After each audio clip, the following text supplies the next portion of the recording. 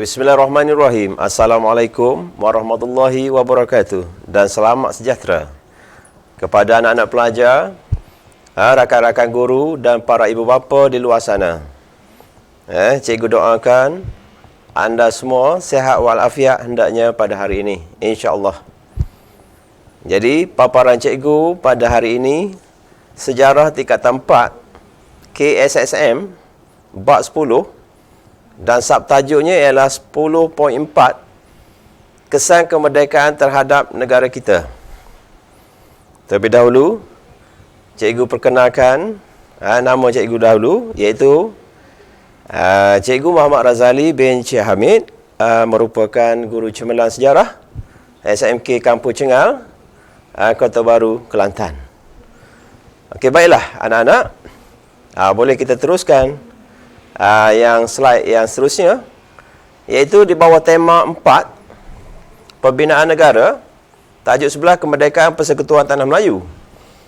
Dalam tingkatan 4 KSSM, tajuk yang cikgu nak kupas pada hari ini ialah di bawah bab 10, iaitu dalam bab 10 Pemasyhuran Kemerdekaan.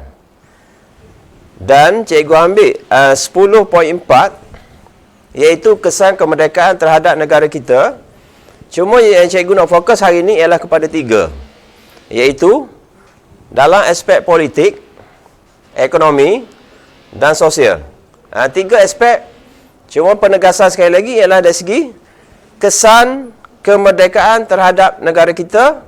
Cuma yang cikgu nak fokus kepada 3, politik, ekonomi dan sosial. Baiklah. Standard pembelajaran yang cikgu ambil di sini ialah 11.4.1, menjelaskan pengertian kemerdekaan, dan 11.4.4 menganalisis kesan kemerdekaan terhadap negara kita. Jadi menganalisis kesan kemerdekaan. Maknanya kesan ni maknanya perkara yang selepas. Apabila kita sudah capai merdeka, maknanya selepas apa yang dirasai oleh masyarakat dan negara kita. Okey, standard yang kewarganegaraan dan nilai sivik ialah 11.4.8, iaitu menghuraikan kepentingan mengekalkan kedaulatan negara.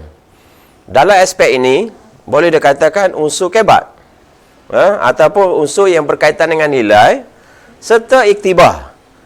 Okey, seterusnya,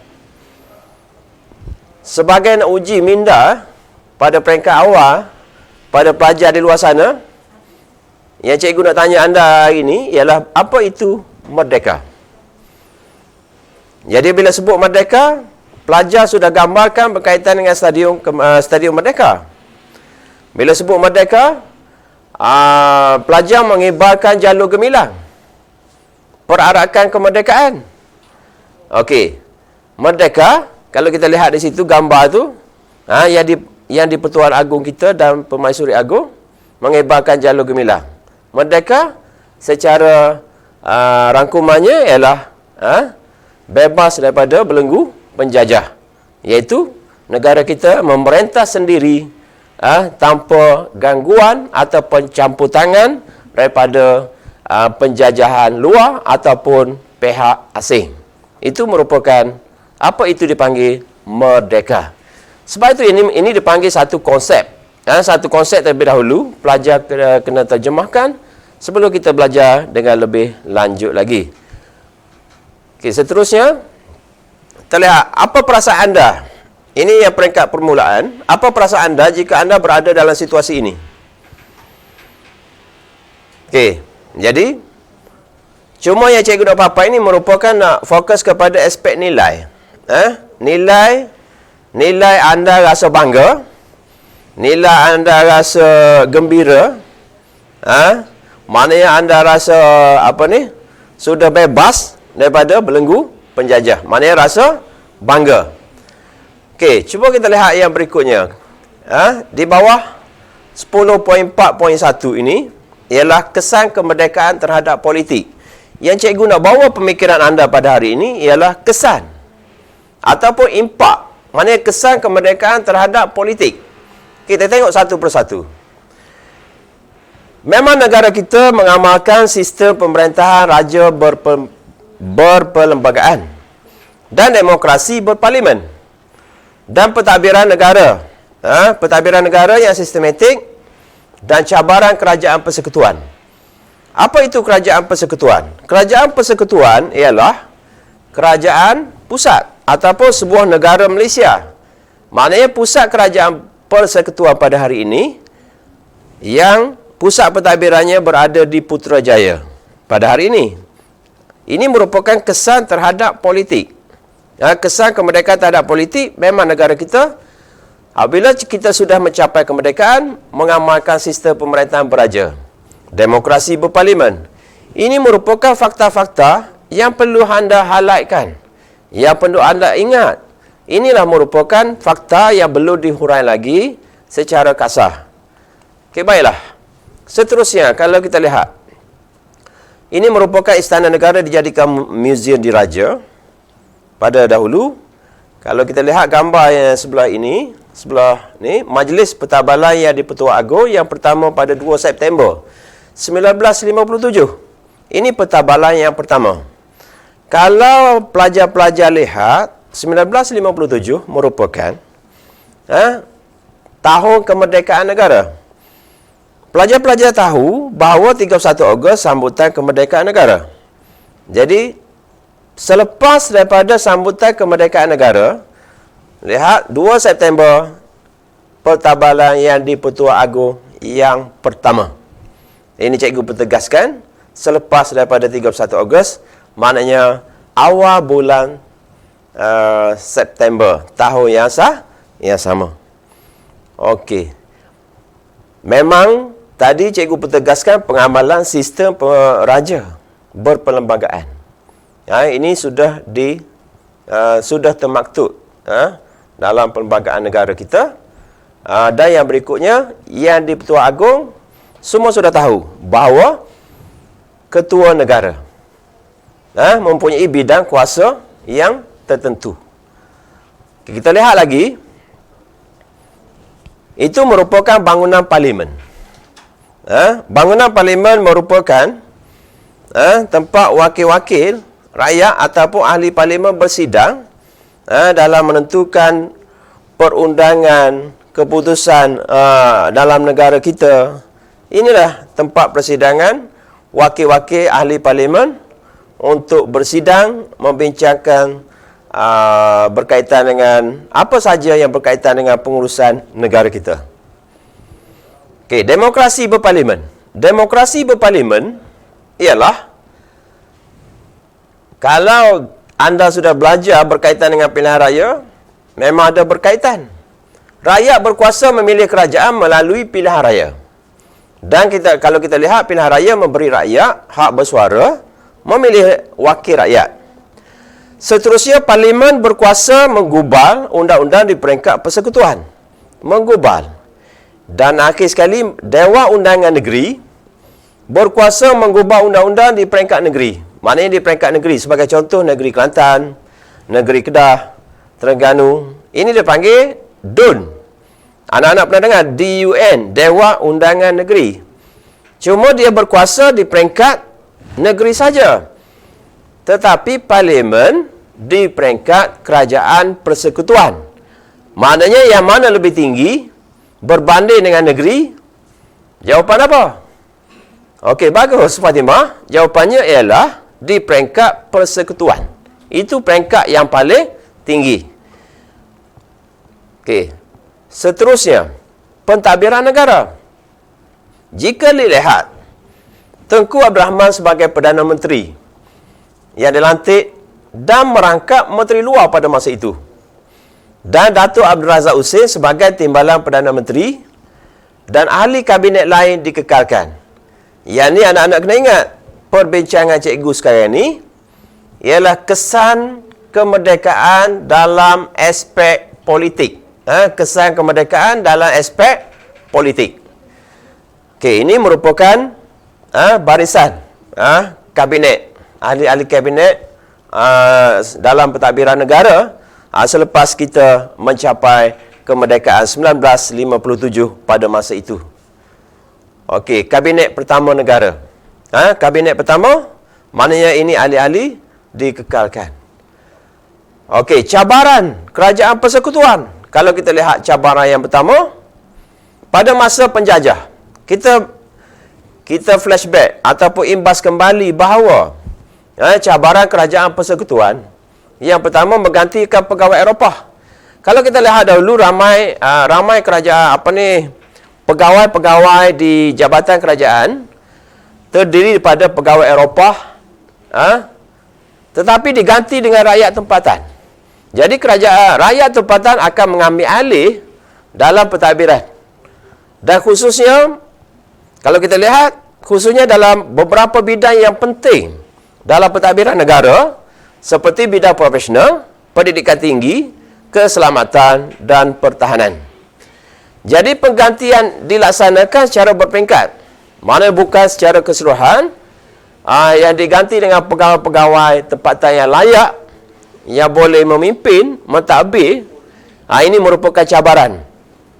Cabaran yang cikgu maksudkan di sini ialah merupakan sedikit bila perubahan yang berlaku daripada penjajahan kepada kemerdekaan, jadi sedikit masalah.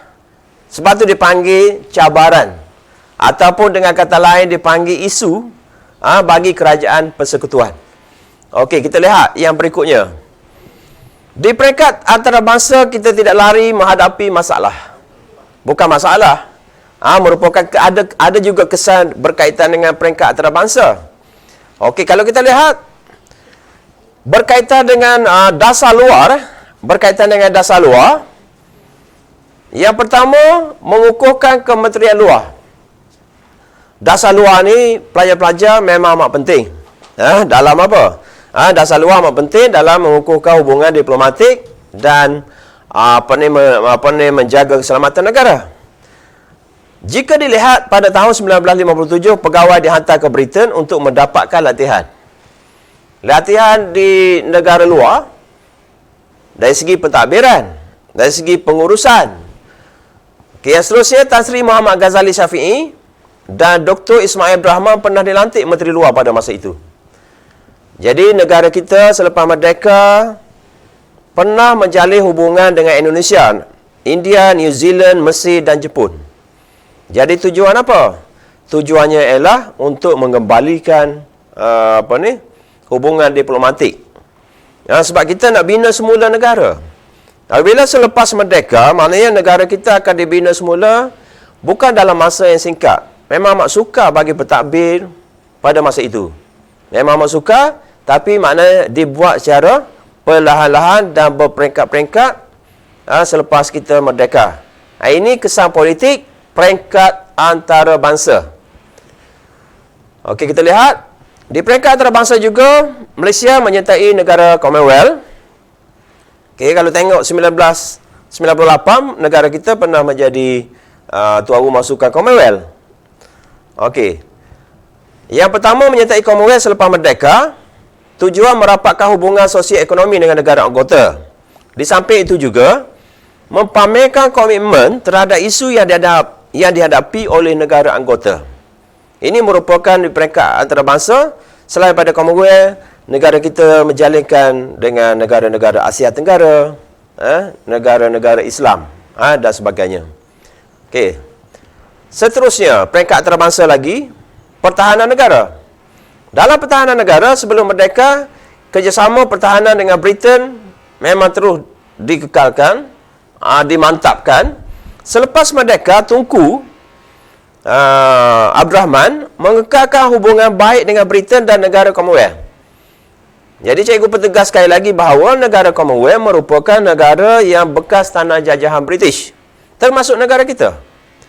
Tapi demi keselamatan, negara membuat perjanjian pertahanan dengan yang dinamakan AMDA pada tahun 1957. Jadi banyak perkara yang perlu dilakukan oleh pentadbiran negara terpaksa ataupun pemimpin-pemimpin selepas merdeka untuk memulihkan hubungan dua hala bagi memantapkan ekonomi, politik dan sosial.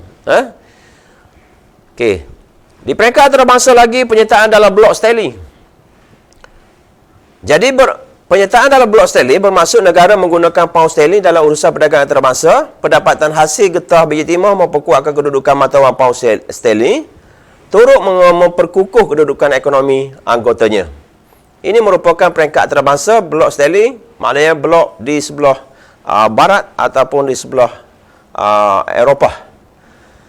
Okey, kalau anak-anak lihat, ini merupakan logo PBB, Pertubuhan Bangsa-Bangsa Bersatu. Mengapa Malaysia perlu menyertai PBB ataupun di bawah PBB?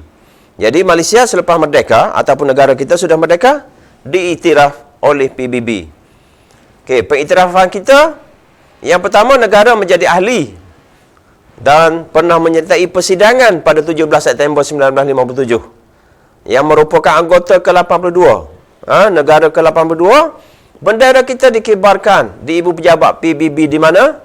Iaitu di New York pada 15 Oktober 1957. Negara turut menjunjung prinsip PBB untuk melindungi hak asasi manusia. Okay, ini peringkat, maknanya kalau lihat peringkat di kesan politik, kena lihat juga di peringkat antara bangsa. Sebab maknanya dalam soalan peperiksaan boleh ditanya kesan kemerdekaan negara dalam aspek politik, maknanya pelajar-pelajar boleh masukkan juga kesan politik peringkat antarabangsa. Okey lagi, misi penggaman PBB. Terlibat dalam pasukan pengaman PBB di Kongo, menggambarkan kepercayaan dan pengiktirafan PBB. Jadi, tentera-tentera kita ditugaskan oleh PBB di mana-mana negara yang bergolak untuk membantu dari segi pertahanan. Kita lihat, itu merupakan misi penggaman PBB di peringkat antara bangsa. Ini Dr. Ismail Brahma bersama-sama dengan SU Agung PBB pada 14 Mac 1959. Jadi itu merupakan maknanya proses selepas merdeka. Sebab itulah cikgu bawa tajuk pada pelajar hari ini ialah kesan. Kesan di sebalik kemerdekaan negara. Okey, kesan di sebalik kemerdekaan negara. Okey, kita lihat yang kedua ialah kesan terhadap ekonomi. Untuk mensejahterakan masyarakat dan rakyat, ekonomi perlu dibangunkan. Jadi apakah kesan ekonomi selepas negara kita mencapai kemerdekaan? Kita lihat yang pertama, kerajaan atau pemimpin pada masa itu memperkenalkan rancangan Melaya pertama. Melaya pertama 1956 hingga 1960, itu antara selepas merdeka. Lembaga Kemajuan Tanah Persekutuan diperkenalkan. Pelajar-pelajar tahu Felda. Setiap negeri boleh katakan Felda, ataupun Lembaga Kemajuan Tanah Persekutuan. Kalau lihat Felda, dua jenis pertanian yang diutamakan, iaitu getah dan kelapa sawit. Di samping itu juga Institut Kewangan Tempatan diperkenalkan. Pembangunan luar bandar kepada masyarakat luar bandar, peluang pekerjaan dan rancangan buku merah. Ini merupakan agenda kerajaan, perlu diperteguhkan, perlu ditingkatkan kepada masyarakat selepas kita mencapai kemerdekaan. Banyak perkara yang perlu dilaksanakan oleh pemimpin era kemerdekaan negara kita. Okey, seterusnya ialah kesan ekonomi lagi, iaitu rancangan Melaya pertama. Penjelasan dia bertujuan meningkatkan pertumbuhan ekonomi negara dengan tumpuan pada sektor luar bandar. Jadi masyarakat kebanyakan tinggal luar bandar, miskin, maknanya perlu dibantu. Mempelbagai keluaran pertanian supaya tidak hanya bergantung pada pengeluaran getah. Tidak semata-mata pada getah, mungkin ada industri kraftangan, industri perniagaan kecil boleh membantu ekonomi masyarakat luar bandar pada masa itu dan menambah peluang pekerjaan. Peluang pekerjaan masyarakat, jadi mengurangkan kadar kemiskinan masyarakat di luar bandar. Okey, kita lihat rancangan Melaya pertama. Ini merupakan kesan dalam aspek ekonomi. Okey, kalau kita tengok Felda, fokus utama Felda ialah yang cikgu beritahu tadi ialah kepada getah dan kelapa sawit. Tapi ditubuhkan 1956, memajukan tanah baru. Keluarga di kawasan luar bandar dipindah ke rancangan Felda menanam sawit dan getah. Jadi peneroka-peneroka akan diberi rumah kemudahan asas di Felda disediakan. Maknanya, jadi masyarakat dapat menikmati sistem ekonomi daripada kita merdeka, jadi kerajaan telah memperkenalkan Felda ataupun Lembaga Kemajuan Tanah Persekutuan. Okey. Dalam institusi kewangan tempatan, kerajaan memperkenalkan ialah Bank Negara ataupun Bank Kebangsaan Melayu. Bank Kebangsaan Melayu ini ditubuhkan oleh Mak Ros Zakaria. Bank Negara mula beroperasi 26 Januari 1959, menyediakan persekitaran yang kondusif, menggalakkan kestabilan kewangan untuk pertumbuhan ekonomi negara. Okey, kita lihat gambar. Itu merupakan dalam Majlis Perasmian Bank Negara oleh Yang di-Pertuan Agong pada tahun 1959. Okey. Dalam pembangunan luar bandar dari segi ekonomi juga, pembangunan luar bandar, okey, Kementerian Pembangunan Luar Bandar diwujudkan untuk membangunkan infrastruktur sosial. Majlis Pembangunan Luar Bandar ditubuhkan peringkat negeri dan daerah, merancang menyelarah pelaksanaan projek pembangunan, mengutama kemudahan asas kepada penduduk luar bandar. Itu merupakan antara agenda kerajaan nak bangunkan masyarakat luar bandar selepas kita mencapai kemerdekaan. Okey, dalam aspek ekonomi yang berikutnya, memperkenalkan rancangan buku merah. Jadi, cikgu tanya, adakah anak-anak faham apa itu rancangan buku merah? Jadi, buku merah, semua orang tahu warna merah kan? Tapi apa maksud yang ada kandungan yang terdapat dalam buku merah itu? Jadi, dilancarkan pada 25 Januari 1961. 57, sudah 3-4 tahun sudah merdeka, rancangan ini diperkenalkan. Jadi, tujuannya ialah dalam buku merah ini mengandungi projek berkaitan dengan kemudahan asas seperti jalan kampung, bekalan elektrik dan air. Dan dalam buku merah ini juga ada memantau projek pembangunan kerajaan. Jadi kalau kita lihat, itu semua berkaitan dengan kemudahan asas dalam buku merah yang diperkenalkan. Okey, ini buku merahnya yang diperkenalkan pada tahun 1961. Tujuannya ialah projek-projek yang berkaitan dengan kemudahan asas untuk membantu dan meningkatkan taraf hidup penduduk luar bandar. Okey, buku merah. Dan akhir sekali, kesan kemerdekaan terhadap sosial. Yang pertama, ekonomi politik. Yang kedua, ekonomi. Yang ketiga, sosial. Ini yang akhir sekali, kesan daripada negara kita sudah merdeka. Kesan. Okey. Kesan yang pertama dari segi pendidikan. Okey, pendidikan ditingkatkan. Penubuhan DBP, anak-anak tahu DBP? DBP ialah Dewan Bahasa dan Pustaka. Dan menubuhkan Jabatan Penerangan. Semua daerah ada Jabatan Penerangan. Ada perkhidmatan kesihatan, kemudahan asas. Perkhidmatan kesihatan seperti klinik, hospital. Semuanya untuk membantu rakyat ke arah yang lebih baik dari segi taraf hidup. Sama ada pendidikan ataupun kesihatan. Perkhidmatan yang terbaik yang diberikan oleh kerajaan.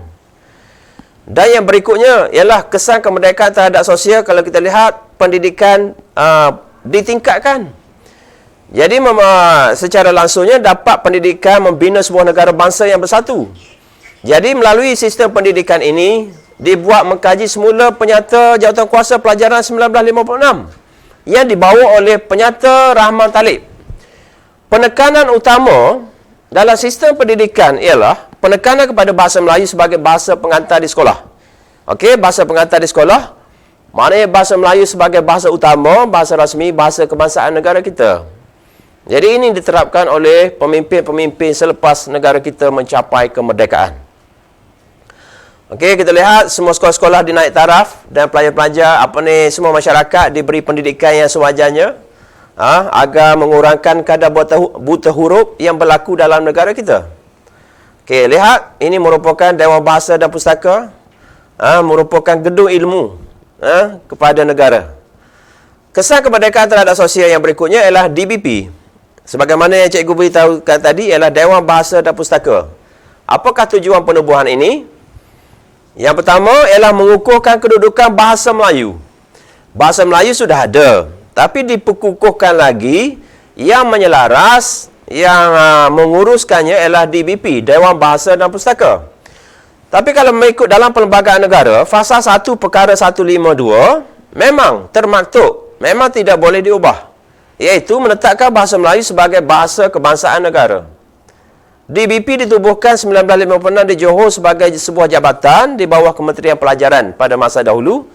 Tetapi sekarang ini memanglah DBP berada di Kuala Lumpur, di ibu negara kita, sebagai memantapkan lagi dari segi kedudukan bahasa Melayu. Okay, yang berikutnya Jabatan Penerangan, semua orang tahu, semua pelajar sudah tahu berkaitan Jabatan Penerangan. Semua daerah ada Jabatan Penerangan, di peringkat negeri pun ada. Bertujuannya ialah menyampaikan maklumat sebarang agenda kerajaan dari segi aspek pembangunan politik ekonomi, disampaikan melalui Jabatan Penerangan kepada masyarakat yang tinggal luar bandar terutamanya. Di bandar tiada masalah. Sebagai lidah rasmi kerajaan, menyampaikan maklumat-maklumat yang betul dan benar, menerangkan kepada rakyat berkaitan dengan falsafah dasar dan wawasan negara. Jadi ini merupakan tugas Jabatan Penerangan, kesan terhadap sosial kemerdekaan negara. Inilah peranannya. Okey, Jabatan Penerangan. Okey, perkhidmatan kesihatan. Kalau kita lihat semakin hospital-hospital ditubuhkan. Kalau kita lihat pusat kesihatan dan hospital ditubuhkan, meningkatkan sosioekonomi luar bandar. Dan 1957 negara mempunyai sebanyak 65 buah hospital. Kementerian Kesihatan berperanan dalam memulihkan isu sosial dan pembangunan masyarakat demi kesejahteraan rakyat. Ini merupakan isu kesihatan rakyat. Jadi kerajaan sudah memperkenalkan beberapa kemudahan ini supaya taraf kesihatan masyarakat dapat ditingkatkan. Dan kemudahan asas seperti apa? Elektrik, bekalan air ditingkatkan supaya masyarakat luar bandar semuanya menikmati kemudahan asas yang sama secara adil dan saksamalah. Okey, itu merupakan maknanya ICT di sekolah luar bandar pun turut digembeling, turut diperluaskan agar anak-anak di luar bandar dapat menikmati sama jugalah anak-anak yang berada di bandar-bandar besar. Okey, sebagai santai minda yang ketiga, tadi yang kedua kan, yang ketiga, siapakah gambar ini? Jadi semuanya anak-anak pelajar tahu kan? Okey. Okey, apa nama tokoh ini, Ahmad? Okey, tokohnya ialah Tunku Abdul Rahman. Bagus. Jadi tokoh ini ialah siapa tokoh ini dan apakah sumbangan beliau? Sumbangan beliau tak lain tak bukan ialah merupakan tokoh kemerdekaan negara. Beliaulah merupakan pemimpin yang pertama pergi ke London berbincang dengan British untuk mendapat kemerdekaan. Okey, kalau kita lihat ini merupakan, kalau kita lihat bendera dipijak, bendera diconteng. Apa perasaan anda bila melihat situasi ini berlaku? Ini semangat patriotik, semangat cinta kepada negara. Okey Fatimah, apa jawapannya? Okey, marah. Okey, bagus. Okey, jadi awak mengatakan marah bila melihat bendera dipijak, bendera diconteng. Ini menunjukkan awak ni merupakan mempunyai semangat cinta kepada negara yang tinggi. Semangat patriotik. Okey. Sebagai pengukuhannya, ini merupakan cakna minda sedikit sebanyak berkaitan dengan soalan kebat. Soalan kebat memang ada dalam peperiksaan. Di sini cikgu nak buat sedikit perkaitan, nak beri idea. Berikan cadangan anda untuk mengekalkan kedaulatan negara. Okey, beri cadangan anda untuk mengekalkan kemerdekaan negara. Jadi sebagaimana yang awak tahu, cikgu awak beritahu di bilik darjah. Sebelum nak jawab, kena gariskan cadangan. Yang kedua ialah kunci ialah kedaulatan. Okey, apabila aplikasi kebat, saya nak cerita kepada anda bahawa kebat mana-mana jawapan munasabah boleh diterima. Cuma berdasar kepada peruntukan markah. Kalau markahnya ialah 6, mana bagi 7, 8 fakta. Tiada masalah. Jadi cadangan yang pertama, apa jawapannya? Ialah kita perlu ada semangat cinta negara. Itu salah satu jawapan lah. Kena mengukuhkan pertahanan negara. Kena ada kerjasama antara rakyat dan pemimpin. Itu merupakan cadangan daripada soalan cadangan untuk mengekalkan kemerdekaan negara. Okey. Soalan yang berikutnya, nilai yang boleh diambil daripada perjuangan tokoh. Kalau kita lihat, Tengku Abdul Rahman merupakan tokoh kemerdekaan, banyak berjuang untuk negara. Apakah nilai yang ada pada dirinya? Okey, cikgu percaya awak semua tahu kan? Apakah nilainya? Nilainya ialah berkaitan dengan berani, bijaksana. Nilai ni merupakan nilai-nilai yang murni. Biasanya ada ditanya dalam soalan berkaitan dengan objektif ataupun soalan struktur ataupun esei sejarah tingkatan 4. Diharap anda bersedia apa yang cadangan yang cikgu utarakan. Jadi secara keseluruhannya, cikgu harap pelajar dapat berkaitan dengan tajuk yang cikgu terangkan tadi, ialah berkaitan dengan kesan kemerdekaan terhadap negara kita, iaitu kesan politik, antarabangsa, ekonomi dan sosial. Diharap anda dapat mendapat panduan dan iktibar daripada perkongsian pintar cikgu pada pelajar semua. Sebarang kekurangan harap dimaafkan. Cikgu harap anda berjaya pada peperiksaan nanti. Semoga kita berjumpa lagi di siri-siri yang berikutnya. Sekian wabillahi taufiq wal hidayah. Wassalamualaikum warahmatullahi wabarakatuh. Kita jumpa lagi. Bye.